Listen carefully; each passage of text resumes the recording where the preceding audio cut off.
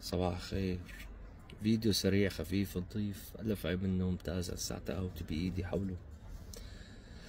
ما هحكي عن سيادته لأنه صرعتوا لي راسي. رحمه لسيادته، خف على سيادته وأعطيه فرصة لسيادته.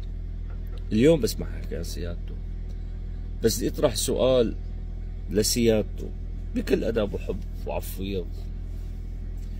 يا سيادة الرئيس، أنت امبارح كنت يا سيادة الرئيس بالنسبة للي بيحبوك، أنا بس انتخبك بتصير أنت سيادة الرئيس تبعي.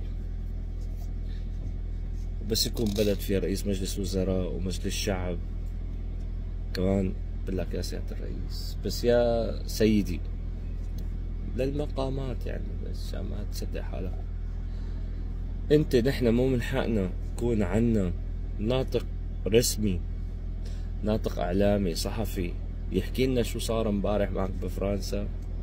لك شو اشتريت، شو بعت، شو سلمت، شو تفاوضت، شو استلمت، شو عطيتهم، شو عطوك بالمقابل. بكره بنسمع، هلا سمعنا من يومين عاطيهم مينا لاذقيه، بدي مينا طرطوس 30 سنه. لك يا اخي عاطيهم، بس كمان البلد تفز على رجليها. بس خلينا نعرف شو عم بيصير. حتى بالصوره مالك عايش لحالك انت، بلد فيها 24 مليون يا زلمه. كل شغله بتعملها ما بتحكي ما بتحكي. شو محسب حالك عايش بإدلب؟ حسب حالك لساتك رئيس هيئة تحرير الشام جبهة النصرة.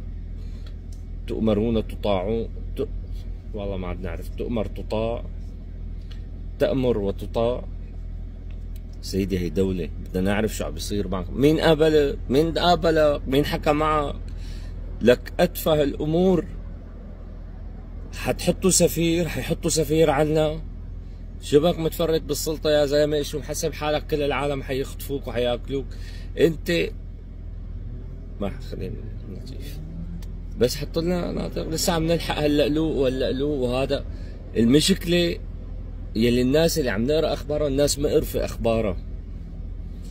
ما حدا، في منهم صحفيين شي بيهوي منهم يعني. عشان بكره حاكموني لاحقوني، بس انا عرفوا على مين عم بحكي.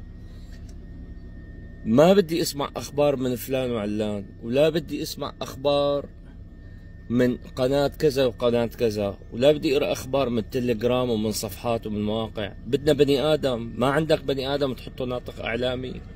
لك يا زلمه متفرد بالسلطه وعم تساوي اللي بدك اياه. حط لنا واحد يضحك علينا، يطلع يحاكينا كلمتين نضحك يا اخي، ننبسط نصفق له.